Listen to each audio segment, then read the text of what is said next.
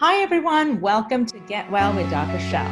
I am Dr. Drshelenalaljiaesthetics, better known as Dr. Shel, and I know as a board-certified OBGYN and a functional medicine expert, your health is unique and deeply personal. It is a combination of genetics, lifestyle, and environment. Know this, no matter what your starting point is, you are never powerless over your health. Being on a health journey is a marathon, not a sprint. This podcast is about walking you through many different perspectives on health conditions, symptoms, and solutions that can help you get from fatigued to fabulous. My mission has always been to offer my patients and community the best of mental, physical, and spiritual wellness. You can learn more about me and my wellness center and schedule your telehealth appointment at drshel.com. We can support you no matter where you are in the world. This podcast is a powerful and simple way to carry the wisdom of thought leaders from around the world in your pocket and continue to develop your own healing journey every single day. So let the journey begin. It's such a pleasure to be here today with my very good friend, Dr. Alan Christianson, and an incredible expert on so many things, including the thyroid, the adrenal, and so many other things. You're just going to have a great time listening to his expertise today. So I'm super excited to introduce Dr. Alan Christianson, who is a board-certified naturopathic endocrinologist who focuses on thyroid care. He's a New York Times bestselling author whose recent titles include The Thyroid Reset Diet. This book right here, one of my favorites. Dr. Christensen has been featured on countless media appearances, including Dr. Oz, The Doctors, and The Today Show. He is the founding president behind the Endocrine Association of Naturopathic Physicians and the American College of Thyroidology. We're going to be talking about his new best-selling book, and trust me, if you're struggling with thyroid symptoms, but nothing you've tried seems to work, or your thyroid health feels like a moving target, you absolutely need to read this amazing book, The Thyroid Reset Diet, and listen to our really great expert, Dr. Christensen. Welcome, Alan. So good to have you here today. Hey, Shel. Good to be here with you. Yeah. Thanks for taking the time. So I want to kind of, do a little overview of this butterfly gland, like I like to call it, this thyroid gland that a lot of people know exists in our neck, but somehow a lot of people don't know just how important this small gland is. And, the thyroid is in charge of so many different functions in the body. It's like I tell my patients, all the different hormones in your body is like different instruments in a symphony orchestra. But the conductor of the symphony is your thyroid gland. So it's got to do its job. Otherwise, people see so many different symptoms, whether it be depression, constipation, hair loss, weight gain, sometimes weight loss, depending on which way of the thyroid balance you are, and many, many other things. So it really seems to remain one of the most elusive and impactful illnesses of our time. Wouldn't you agree? For sure. Yeah. All those things you mentioned, spot on. I think Yeah. about its function, three big categories. It controls how we burn energy, how we repair our tissues, and Mhm. how we send nerve signals throughout the body. Um, Absolutely. every cell has a thyroid hormone receptor, Mhm. and the disease is a big deal. Many that have it are not diagnosed. Many that are diagnosed are not successfully treated, and it's been on the rise. So yeah, those are all valid points. Interesting, very interesting. And I think that, it is definitely on the rise. And when I see patients in my practice, as you in your practice, in functional medicine, we have the unique position to be able to really dive into the root cause. And we have so many patients who come to us and just say, well, my doctor says my thyroid is fine and it's in my head. And we're there to tell them, if you're feeling something, listen to your body, listen to that voice inside your body and be your own advocate. So let's just dive right in. Many people diagnosed with thyroid disease are told that their condition either A, doesn't even exist, may not improve, or that it's lifelong, or may even get worse. So, can we talk about thyroid disease from the body's perspective? What's actually going on in the body? And are there ways that we can support the body in undoing sometimes the devastating health hurdle of having thyroid issues? For sure. Super quick overview of all the types of thyroid disease, and then the one that's by far the most common. So, the gland makes hormones that controls how our body works. It can make too much or too little. So, those are the main functional diseases. It makes the wrong amount of hormone. Then we have structural disease where the gland grows wrong. It grows cancer, nodules, goiters. And then we have inflammatory disease where the body attacks it for some reason. And Hmm. so, putting all that together, there's an inflammatory state in which we attack it and that slows it down. And that's Hashimoto's thyroiditis. And that's likely 95 or more percent of all thyroid disease. So that's Hmm. kind of the main thing. If you ask about other ones, I'm happy to cover those. But by default, if I'm talking about thyroid disease, I'll be Yeah. referring to some version of hypothyroidism. Right. What we now know is that the disease process is something that once it starts, it needs to be perpetuated, almost like it has to be kept going. We Right. used to think that once it started, it would go on forever by itself. But the deeper understanding now is that no, you can break a cycle and the body can move out of it. Right, right, which is really important to know. And thank you for that overview. I think it's really important for the audience to understand the different categories because, of course, a lot of people have heard of goiters, right, and hyperthyroidism, which is very rare, much more rare than the hypothyroidism. And I always like to tell my patients, when you look at why is your doctor telling you that your thyroid is within normal limits? Well, it's truly because the range of the TSH, which is oftentimes, and I know the listeners and the viewers right now are thinking, well, gosh, let me think. I got my thyroid checked and they checked a TSH and a T4. That's usually what is checked. And the TSH, as long as it's in this range, very wide range of 0.5 to 4.5, their doctor usually tells them, oh, it's totally fine. You're within the normal range, where you and I both know that we need to be optimized, right? A TSH of 3.0 is not necessarily good, or 3.5, or even 2.8, or what have you. We want to get it a little bit lower so it's optimal. But in addition to that, you want your doctor to check the different tests that are very important, such as your free T3, reverse T3. You have to check the thyroid antibodies. To your point, how are you going to know if you have Hashimoto's if you've never had your antibodies checked? You can suspect it, but I think it's really important to see what's going on with the thyroid. Do you have an autoimmune component or not? What do you think about the testing and the lack thereof that's happening out there? Yeah, all great points. Most people are screened with just a TSH. They're looked at with the normal range, just like you said. And we do know that the disease can go on for a long time before that moves out of range. So Right. people might have 5 or 10 years in which they're still normal, but they're not feeling well. And you Correct. mentioned the antibodies. Yeah, so most of the disease is autoimmune. Mhm. There's a couple of ways by which the immune system attacks the thyroid proteins. Some of those we can measure, some that we can't. Funny thing is that I don't know. I see two big common mistakes. So one common mistake is doctors never bother to measure and they don't know that it is autoimmune, or they do measure and the antibodies are negative and they assume it's not autoimmune. Correct. Correct. And Like tricky both thing ways. there, Yeah. yeah. So even half of people with thyroid disease don't have thyroid antibodies present. We might Right. only see that via ultrasound. Yeah. So I guess big picture is it does take a doctor that thinks a couple levels deeper to help really understand when that's relevant. Yes. Absolutely. Um, so when you look at, when you in your practice and when you're seeing your patients with thyroid diseases and they come in with all these symptoms, what is the first thing that you're talking to them about? Really their key goals and the differences they want to see. Mhm. And there's basically three overall steps that we lay out for people that are relevant. One of which is having their body have appropriate amounts of iodine. We'll talk more about that. The other one is making sure their thyroid levels are reflective of healthy people, just like you said before, more optimal, not just normal.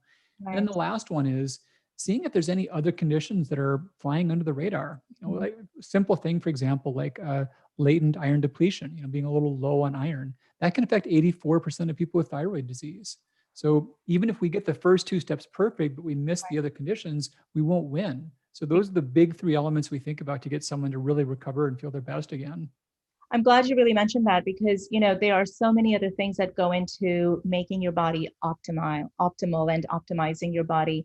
And you have to, I mean, we as practitioners, as functional medicine docs, we always want to look at, and we always do look at thyroid as it pertains to other sex hormones, as it pertains to the adrenal gland. You've written a great book on the adrenals as well.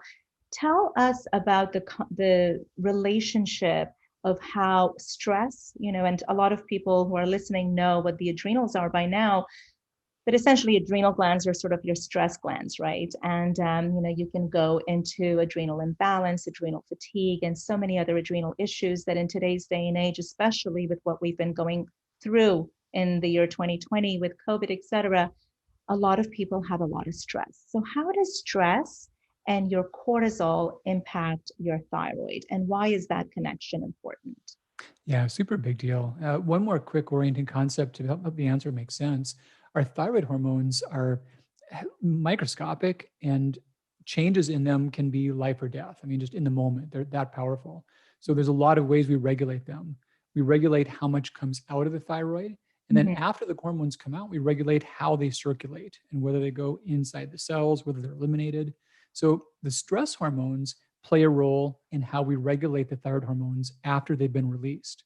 Mhm. And when the stress hormones are made well, we'll make some cortisol to wake us up. We shut it off before we go to bed. And Mhm. there's this slope that comes from that. That could be always high, backward, always low. Any way that's not right makes the body unable to really fine tune the thyroid hormones. Right. So it makes it to where you could feel like there's too much or too little, Mhm. even if there's not. And it Right. also just creates stress upon the immune system, making it more apt to attack things that it shouldn't, like the thyroid proteins. Yes.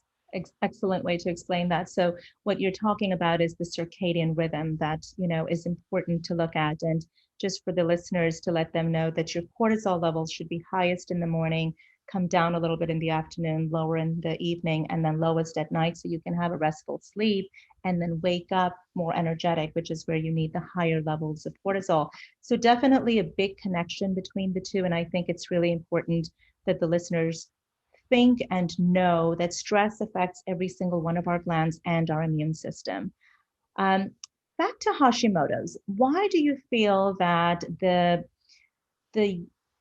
in traditional medicine, why is it such an underdiagnosed issue, Hashimoto's, and we're not educated about it? I mean, you and I both know, and when we studied in med schools and other residency programs, it was not a point that was really emphasized at that point. But we've learned so much about it over the years. Do you feel like there's just more autoimmune disorders right now in the world because of all the toxins we're exposed to? Can you comment on that a little bit and a little bit about Hashimoto's? Because now, isn't there an anniversary that just happened with Dr. Hashimoto? Yeah. Yeah, so that was 2007. We had our century anniversary of Dr. Hashimoto's paper. Yeah. Many researchers started to look at things anew in light of that and just Mhm. ask themselves, hey, how, would he be proud of us for the last 100 years? What have we got to show for it? Right.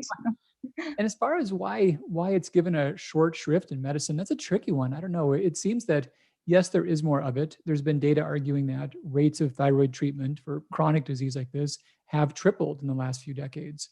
Yeah. And personally, I think that medicine can do well when there are things that it can do. When there are treatments that emerge, or there's like new medications, then there's Yeah. a lot of investment, marketing, excitement, education. Yeah. Haven't had that in the thyroid world just yet. So a lot of the same ideas that have been around for a long time are still talked about. We had a big revolution in about 1970 with three big changes to thyroid care. And since then, not a lot. So we're still doing a lot of things based upon that. And there has been new research and quite a bit of new perspectives, but there's always just a big gap between learning new things and applying new things. So Correct. I'm thankful to be here with you so we can help close that gap a little bit. Absolutely. And thank you for writing your book because I think that's going to help a lot, whether it be practitioners or consumers, direct patients, to be able to be their own advocates. So let's talk about something that's really important, the relationship. And this is a confusing point for a lot of people. So I really want to spend a little time on this. The relationship between the thyroid and iodine. So it seems that what started out as an iodine deficiency issue has now turned into an iodine excess issue. Yet, many people with low thyroid are told to continually increase their iodine intake. And it would seem that there would be quite a bit of variation and individuality when it comes to the amount of iodine that a person needs. So, how are our listeners to know what's right for them personally? Yeah, fascinating question. And this has changed over time. So what we now know is that the global status of iodine has shifted radically. You know, in 92, we had 112 nations that were categorized as severely iodine deficient. That Mm-hmm. number is now 0. So that was a big win. We Mm-hmm. now have 52 nations that are categorized as at severe iodine excess and at risk for causing thyroid disease. And like you said, people are different. Not everyone's the same. We now know there's there's differences in iodine requirements, but they're pretty much pegged to body size. They're not too different past just pounds of body mass.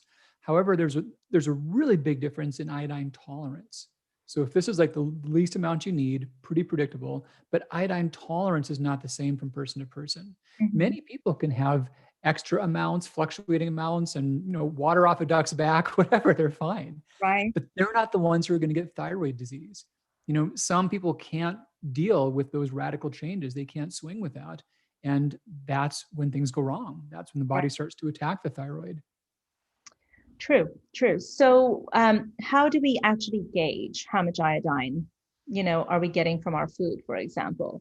And, a second part question to that is, what are some of the foods that we should be cautious about? Because, it's very confusing for a lot of people. Which kind of salt, right? Which salt to do this with? Which salt to cook with? Is it iodized? Is it Himalayan? Is it sea salt? Which salt is the salt to go with? Let me grab the first part of that. So gauging the iodine status. So remember, we've got the too little and the too much, and too much for you, right? So if you've got thyroid disease, you're prone to get too much easily. You're susceptible to too much. We know that out of the gate. The too little, if your diet is comprised of only foods grown in one small area and there's no iodized salt and you're not consuming a variety of food categories, you can be deficient in iodine. That actually doesn't happen anywhere on the globe anymore. So there are people where their particular diets are unusual. I've seen people that only consume raw cruciferous vegetables. Don't Mhm. advocate that. But you can get iodine deficient if you do things like that. Uh, by and large, any other diet, good, bad, you know, Yeah. healthy, unhealthy, processed, unprocessed, paleo, vegan, in almost all cases, you won't get deficient. So not a big concern that way. But the thing Mhm. is the excess, the thing about getting too much. And Mhm. yeah, if you're prone to thyroid disease, that's the main risk. Right. So, what are some of the foods and what are some of the salts? Yeah, so salts, let me dive into that. That's a simple one. So salts have iodine either naturally occurring or as a fortified ingredient, added in intentionally. Naturally occurring iodine is found in sea salt and pink Himalayan salts. They both have that. And the amount fluctuates a lot from product to product. Pink Right. Himalayan salt is typically about, if that's your main source of salt throughout the day, it'll give you about 500 to 600 micrograms. So to put some quick context, someone vulnerable to thyroid disease, their Mhm. safe upper limit's probably about 200 micrograms. So it can be way, way above that. Yeah. Uh, General sea salts, if that's your main intake, could be anywhere from 50 to 1,000 micrograms. So Wow. there's Huge, two huge range. big, well, and even within the same brand, it could fluctuate from batch to batch. Yeah. So there's two brands that I've seen consistent, repeatable, stable assays on. I'm not citing any companies, but Malden's brand finishing sea salt, and then Celtic brand light gray salt. So I Celtic brand makes several different lines, not all lines, but their light gray salt is consistently low.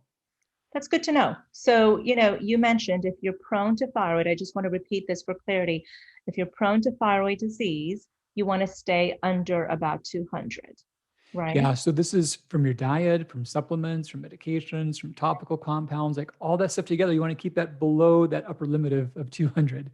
Uh, So, why is it that you see a lot of doctors suggesting taking iodine supplementation?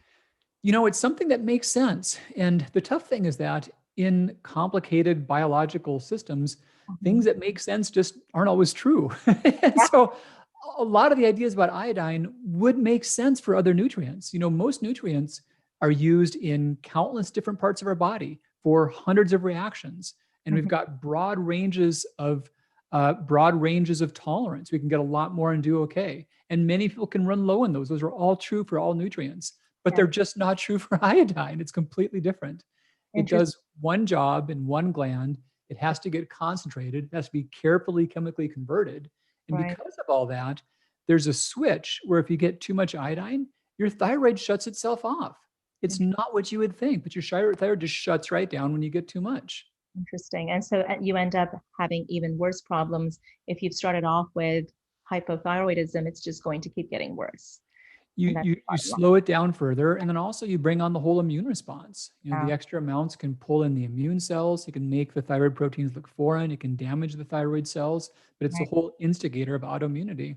Yeah. Well, very, very important point to sort of drive home for consumers to know, what they should be doing, and that iodine is not like taking your vitamin C or zinc or, vitamin D, that you just more is better. It's truly not. More is not better. More of nothing is better. You just want to be balanced, which is why, in our practices, we actually test people's micronutrient levels and look at their organic acids and look at their antioxidants and really try to optimize based on what they need. So I think customization is so crucial for every single person that we see. And that's why a lot of people choose the functional medicine route.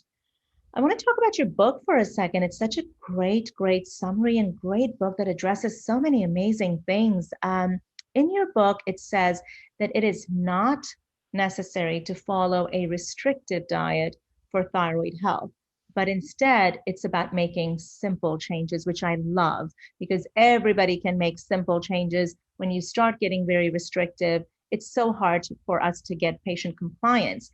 So can you share a few of those simple changes that you recommend for optimized thyroid?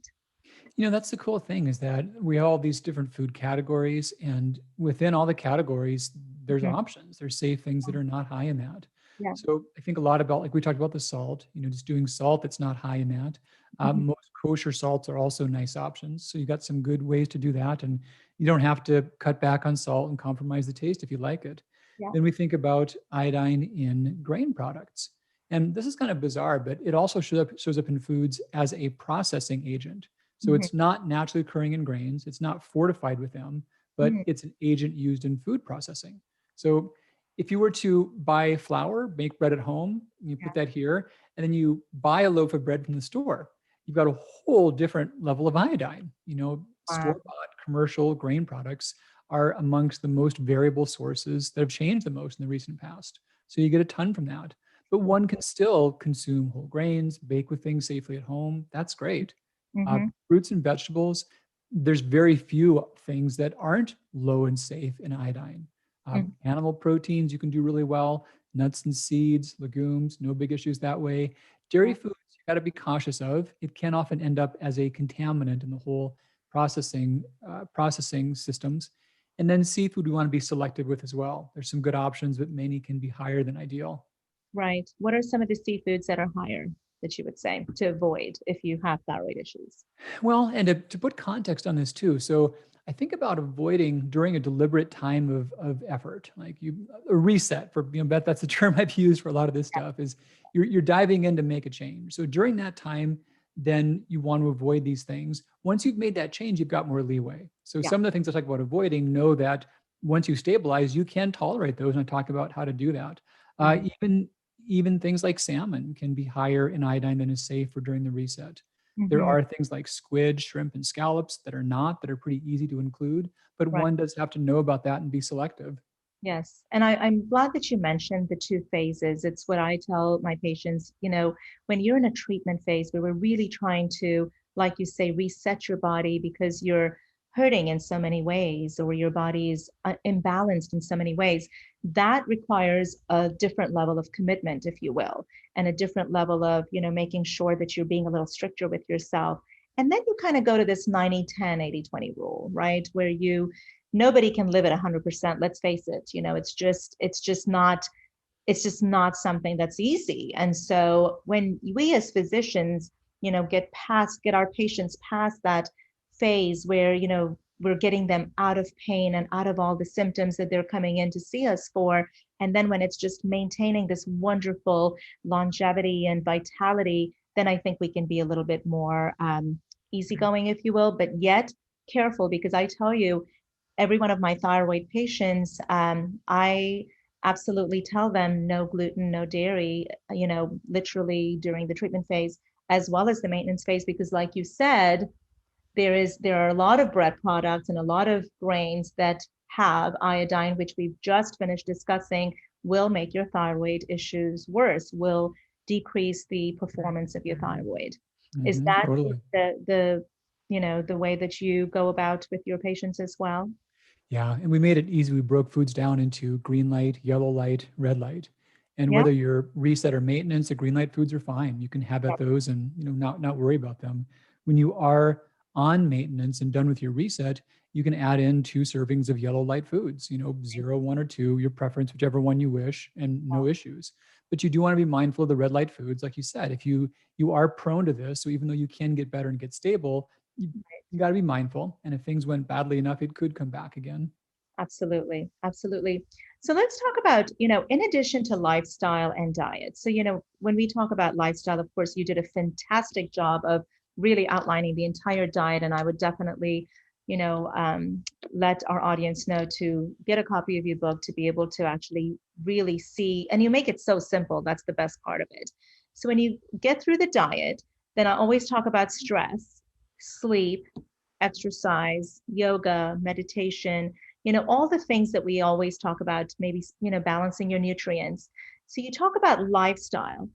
Beyond lifestyle, let's talk about treatment. Now, there are people that need supportive treatment, right? Let's talk about that. How do you break that down? What kinds of treatments do you feel like are the best out there as far as supplementing with thyroid hormones?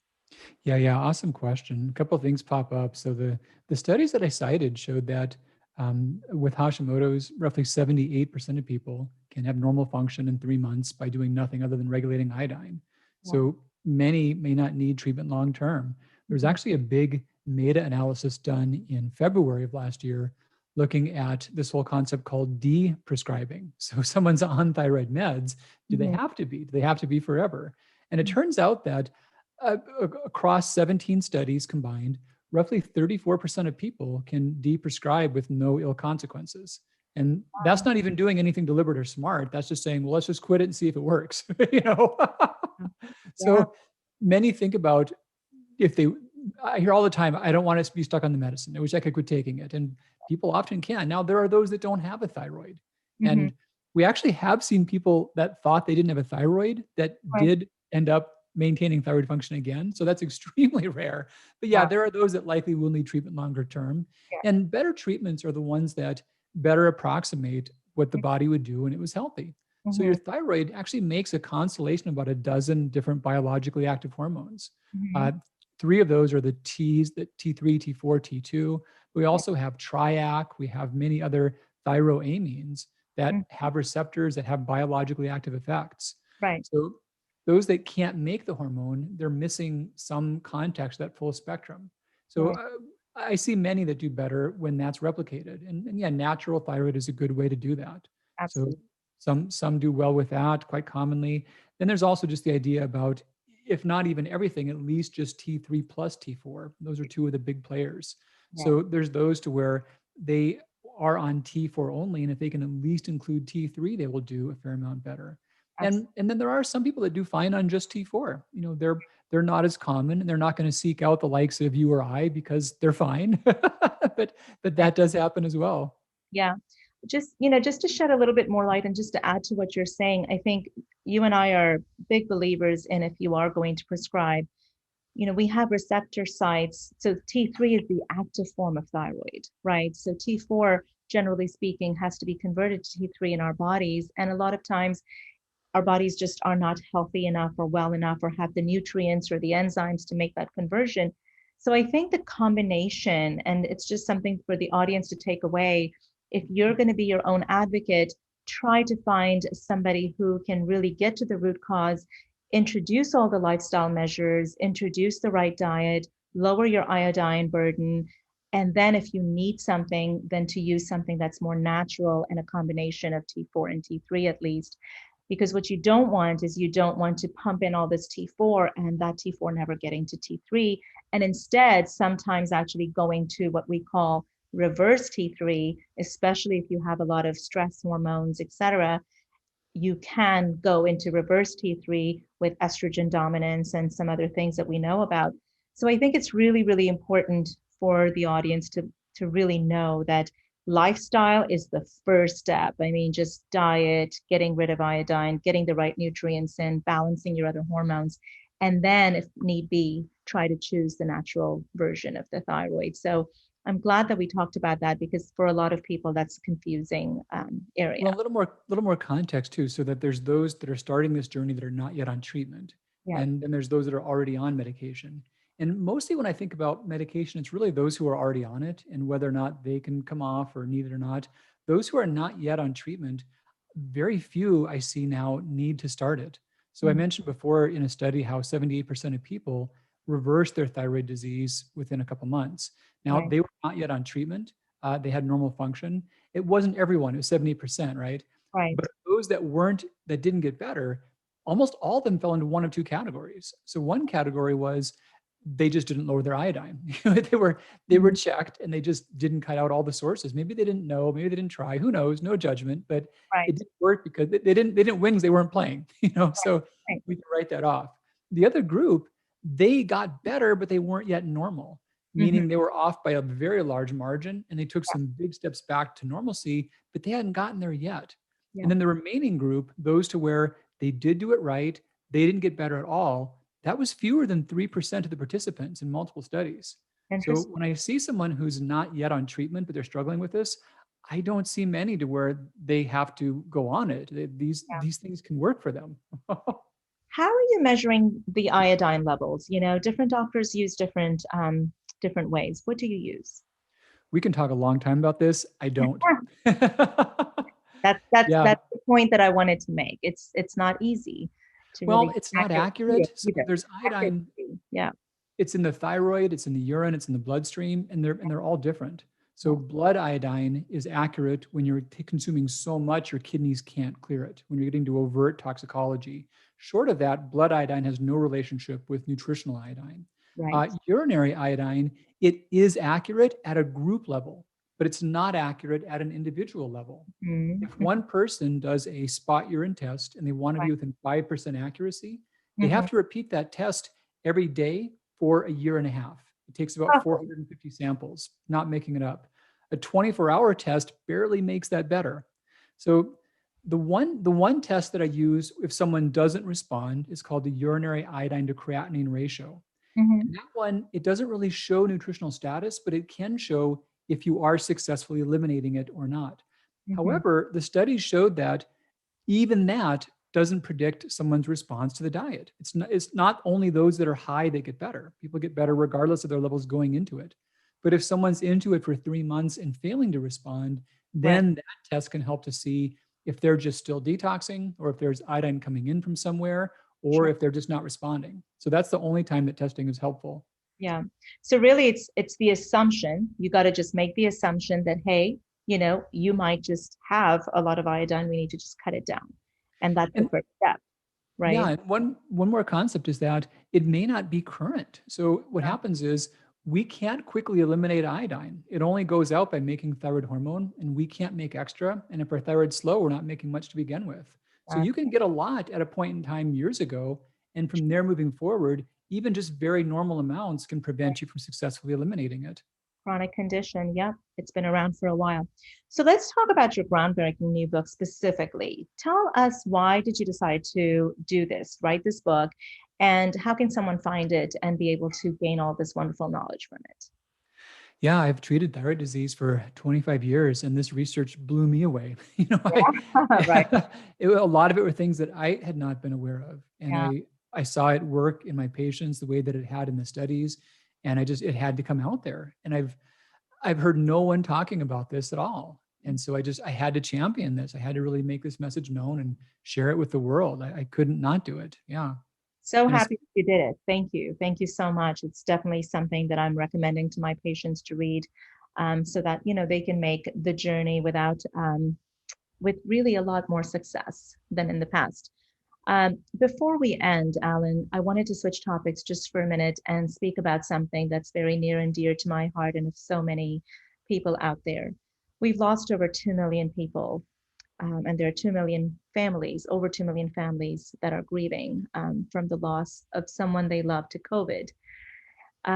If it's okay, I want to speak about it for a second. And as you might know, I lost my dad to this virus just a few weeks ago.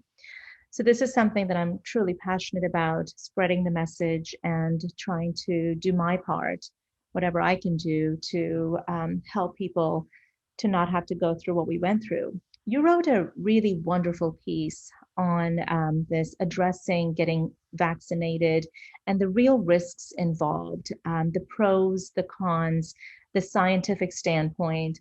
Can you talk about that a little bit? And do you think that it is a wise health choice for people with autoimmune diseases to get vaccinated? yeah, great question. Yeah, so sorry for the loss. This has been a You. huge thing. Uh, I think it was about a month ago, I got a call. My parents are late 80s, and my dad had seeming pneumonia, and he was being brought to the hospital. And immediately, I know that my family is not as cautious as they could be. And my immediate thoughts were, he's got COVID. If he's got it, mom's got it. Yeah. And I'm going to lose both my parents in a couple of days. I went right there. And what, luckily, just by luck of the draw, that's not how it played out, but it so easily could have. So I've thought a lot about the situation. And, naturopaths often have strong views on vaccines across the board. I don't like to have views across the board on anything. I like to look things through in individual scenarios. And, Right. this is a different situation. This is a new type of treatment. It did get the full duration of study. I hate the word, the phrase, what warp speed. There was the same duration of research was done. And in terms of efficacy and safety, there's been never a medical treatment like this, not even just a vaccine, but this is unparalleled. So yeah, what we see is that the numbers 90, 95% get thrown around a lot, and they're misleading. They actually short sell it quite a bit, because the real goal is to not have complications.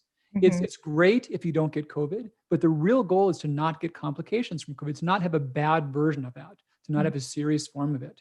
And so Right. the 95% number is the odds of not catching COVID by the time you're due for your second dose. Mm-hmm. So in practicalities, once you're 2 weeks past your second dose, your odds of catching COVID are now less than 1 in 10,000. So it's about 99.95%. But Mm-hmm. more importantly, the odds of getting complications from it, having it hospitalized or kill you. Right. So of 60,000 people that were tracked in 2 large studies, there was basically there were people that got vaccinated and then still caught COVID. That's why we say 95, not 100%. But Right. of those that did, there was one person who had their oxygen saturations 93%, a little below ideal, for a few hours. She was not hospitalized. That Mm-hmm. was the closest thing to a complication. There's Right. basically been no serious COVID in those who have been vaccinated. There's been nothing like this. And there are risks for sure. We know that quite consistently there's a rate of anaphylaxis that's Mm-hmm. about 11.1 per million. Right. So the way that works is you get your shot, they watch you for 15 minutes. If you're in a high risk group, meaning that you had severe allergies to things in the past, they'll watch you for 30 minutes. Right. And in those cases, 11 people per million do start to have rashes, difficulty breathing. They were given some medical treatments on the spot, and they've been fine. So Right. we've got about 40 million doses out, and that's how all the cases have been. Now, autoimmunity, there have not been studies pulling out people only who have autoimmunity. Mm-hmm. However, in the studies of 66,000 that have been done already, they were never excluding people with autoimmunity. Mm-hmm. So at least about 15% of those participants did have autoimmune disease going into it. Right. And they're tracked for everything. One guy got struck by lightning a month and a half after his shot. Of course, it didn't cause that, but that was documented and that was publicized because they're tracking everything. So Exactly. there's been no worsening of autoimmunity, and there's Right. been new onset of autoimmunity in those that didn't have it. Mm-hmm. However, those that do get COVID, we know that both of those things can happen. We know that many people have COVID and then afterward, they develop autoimmunity when they didn't have it before, or if they have autoimmunity, it becomes much worse in the wake of the infection. Right. And I think the biggest takeaway that I had from your article is, and you said it right. All of us in functional medicine, we're not in general pro vaccines, right? So I want to address a couple of things just to clarify. You made a point that you said, it was done in the same manner, the same length of time. So what you mean is, even though it seems like it was fast tracked, they did it comprehensively, like they Sure. studied it just as well as they would have anything else. Correct? Yeah. If I could expand on that very briefly, most of the 5 to 10 years for vaccine development comes from waiting for funding. So And red tape, a lot of red tape. yeah, and in this case, what they did was they did a lot of things in parallel. Basically, the government, and they do it in slow steps normally, because what they're doing is, if this step doesn't work, they're going to quit before they spend too much. And then if this step next works, then they can get funding for this step. And if that works, they can get funding for this step. But the government just said, do all the steps. If it doesn't work, we'll pay for it anyway. So they said, all right, we'll just do all the steps. So that's what happened. So just as much studying was done, and that's the point that I'm trying to make. Well, and the fascinating thing too is that we certainly have had vaccines emerge that had unexpected side effects, and they've been taken from the market, they've been changed or whatnot. The duration for that, the slowest one that we know of in the last couple of decades, was intussusception from a version of a rotavirus vaccine. That took 6 weeks to emerge, and it became quite evident. So people were tracked for 2 months in the phase 3 trials. So it was a long enough time frame to see even the rare delayed stuff show up. Right. And now it's been out for a while, and millions, now we have a lot more data than we did even when it got started. So that's one thing. The other thing that really was a great takeaway is, you've got to weigh the risk of getting COVID and the complications. And yes, sometimes people say the unknown risks of the vaccine. I've just lost my parent, right? So to me, I know what can happen. And yes, there are people that can say, well, he was 83 years old, the age factor, etc. Yesterday, I heard about somebody that, we knew from high school, in their 50s. Last week, another person in their 50s. Week before that, somebody in their 30s. Yeah. It's not just the elderly. It's really a coin toss almost. The kinds of people that are getting admitted, getting intubated, getting put on the ventilator, it's not necessarily only the people that are truly immunocompromised or aged. For sure, it's not. Yeah. Well, and one more thing to say too, I'd like to put out, there are people who received the vaccine and died. So in the Pfizer study, there was 2 people in the active group that died over those 2 months of observation. However, in those people in the same study, those that received a placebo vaccine, a saline shot, 4 of them died in that observation period. There will be countless stories of people who get the vaccine, they have a new disease show up, they die, they have a bad thing happen. But the question is, would that have happened anyway? In the same large group of people, would the same rate of problems have showed up anyway? And that's the important question to answer. What do you say to people who are, in general, against vaccines? What do you say to them when they're just like, nope, never done vaccines, don't want to do vaccines? What do you say to those people? Honestly, I don't. I think there are many that probably won't change your mind, but it seems that there are a lot of people who are curious. And the data suggests that those who are curious and are just have not yet made up their minds, they can be affected by facts and data. And the main things that affect them, the big thing is just the fact that COVID is real, COVID is serious. That's a compelling piece for them.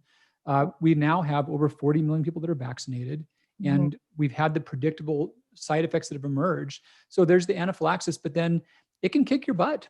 I've had 2 doses of the vaccine. The second dose kicked my butt for a day or so. My second one, I'm not looking forward to it. So yeah, like no runny nose, but headache, body aches, fever symptoms. I didn't feel my best for a day or so, but I knew this was my immune response. I didn't get a placebo. I was quite happy about that. That's true. And it stopped. It went away. And I want to be very clear, our discussion today is really to educate. Our discussion is not to say, do this or do that. I mean, we're here really as an educational platform. We're sharing ideas. And so I want to make it very clear to the audience, please take the time to make your own decision, do your own research. I'm going to share your article that you wrote, and I think you did such a fantastic job. You're one of the people that actually encouraged me to get mine. I'll be very honest. I think you did a fantastic job of laying out the research, the pros and cons. So I appreciate that. I want to share that with our audience. And with that, I just want to say thank you. Thank you so much, Alan. It's always such a pleasure to talk to you, and your wisdom is just fantastic. Really have enjoyed our friendship over the years. As have I. I look forward to it. I really think in the coming months, things will be different, and hope I can see you and give you a big hug in person before the year's absolutely. out. Hi to Karen for me. And thank you, everybody, for joining. And we'll see you next week. Thank you so much for making time for today's podcast with Get Well with Dr. Shel. I know that this conversation and education can help you to create your best life possible on every level. So definitely tune in to hear the newest expert and learn the latest protocols to support your best health journey. You can learn more about me and my wellness center at drshel.com, drshel.com, and I hope that you will make time to come visit us in the Houston area to take a deep dive on self-care. My team and I are completely devoted to helping you live a better life from this moment forward. The best days of your life are ahead of you, I promise. This podcast is a powerful and simple way to carry the wisdom of thought leaders from around the world in your pocket and continue to develop your own healing journey every single day. So let the journey begin.